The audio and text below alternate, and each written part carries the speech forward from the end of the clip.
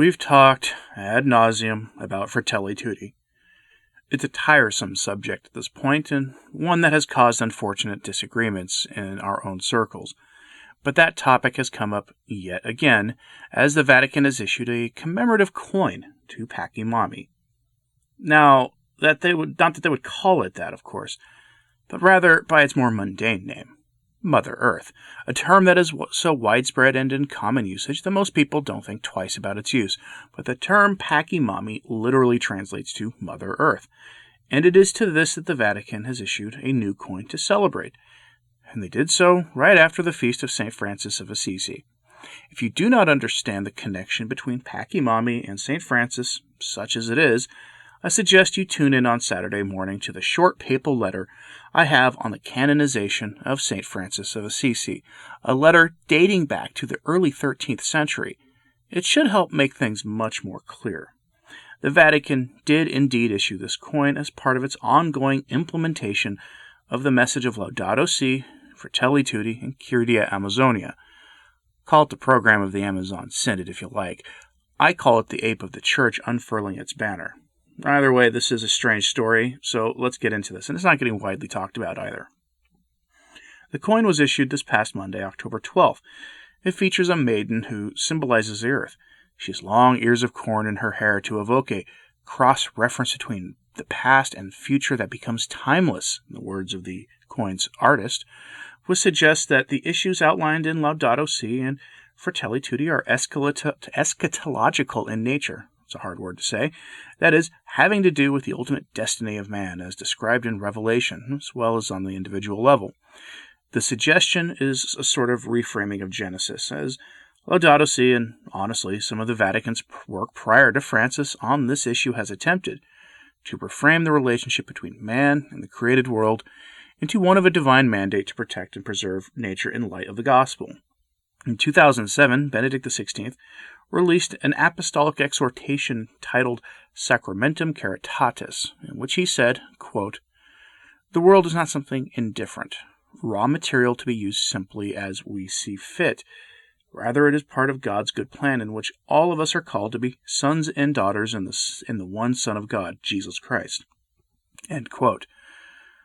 The environment fits into God's plan, as does our treatment of it. It's not new, and the logic of Laudato Si and Fratelli Tutti predate Francis by quite some time, although those that work previous didn't have the same flavor to it.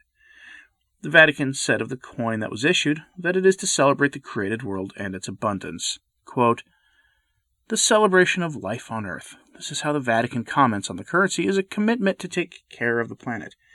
It is the project to which the Church intends to offer its support, a grandiose and complex work." End quote.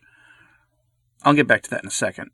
The Church is seen as sort of a coordinating presence to implement the Laudato Si and Fratelli Tutti vision. And this has been the case for some time now.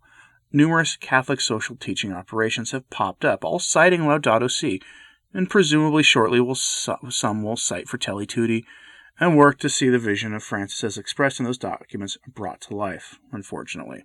But let's continue. The Vatican will work with others to, quote, "guarantee everyone the future, the foods they need, both in quantity and quality, so that the economic advancement is accompanied by social development, without which there is no real progress." End quote. A lot to unpack there. Let's focus on one thing. Progress. Towards what? In some contexts, progress makes sense. Assisting people in getting access to water is certainly to be celebrated. No problems there, but notice that these terms are vague, ambiguous, and open to interpretation. Sound familiar? Authentic Catholic social teaching employs precise language, while avoiding specific proposals or entanglements with secular authorities. Catholic social teaching offers principles for Catholics to promote the social reign of Christ the King in the most authentic manner possible. But let's get back to basics. The coin is a €10 silver unit. The Vatican adopted the euro some time ago, so the coin is not meant to be in circulation. This is a collector's piece, a work of art, unlike those stamps that were issued that celebrated Martin Luther and company. Yes, those existed if you aren't aware of them, and they represent something special indeed, like those stamps which celebrate something that would not have been celebrated in an earlier era, this coin celebrates Pachamama, the spirit of Pachamama, if you will, for it is in that we see the continued elevation of that idol. It's remarkable, coming slightly more than a year after the enthronement ceremony in the Vatican gardens on the feast of St. Francis of Assisi, which featured numerous figures in front of cardinals genuflecting to the idol, including at least one Franciscan friar. A year later, a much more visually acceptable coin is issued, one that won't gain attention from the most of the faithful and is unlikely to be taking any unexpected swims anytime soon. While planned conferences on the subject of fraternity involving various secular groups have been put on hold due to the present situation, Fratelli Tutti clearly presents the roadmap for this pontificate moving forward, and Pachamama is its mascot, its symbol to rally around. The vision is one to spread devotion to a timeless vision of a connected humanity, one that broadens notions of family and advocates for the recognition of the interconnection between the human being and the environment. Vague references are made throughout this, with citations to Laudato Si being very frequent. In 2015, Francis spoke of the fraternity with the environment in Laudato Si, invoking the image of St. Francis of Assisi to sell the point. Quote, "If we approach nature and the environment without this openness to awe and wonder, if we no longer speak the language of fraternity and beauty in our relationship with the world, our attitude will be that of consumers, ruthless, unable to set limits on their immediate needs. By contrast, if we feel intimately united with all that exists, then sobriety and care will well up spontaneously. The poverty and austerity of St. Francis were no mere veneer of asceticism, but something much more radical, a refusal to turn reality into an object." End mostly quote. Now think on that for a moment. That's perfectly the spirit of Pachamama. It is embodied in that coin. Fraternity with a created world. Now consider what that might mean, especially in light of some Catholic prophecy. In Kyrie Amazonia, Francis reminds his readers to look to those whom the document is about as a guidelight for his vision, those who live in relationship with the created world. This is fraternity in the spirit of Pachamama. It certainly transcends fraternity among individual human beings. This has consequences for the entire human experience and how we organize ourselves, and it is this that Francis really zeroes in on. This coin is not something that merely celebrates Pachamama. It is a signal that he, and by extension, the entire Roman Catholic Church, is on board the vision to give a new beginning to the human experience, that all of civilization needs to begin anew, if you will, and that this is the opportune moment to do that.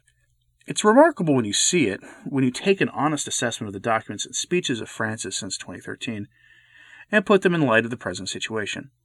This is the spirit of Pachamama, and that is something that we as Catholics should be praying about now, and asking our Blessed Lord and Our Lady to intercede for us, in order to have a truly Catholic response in these times.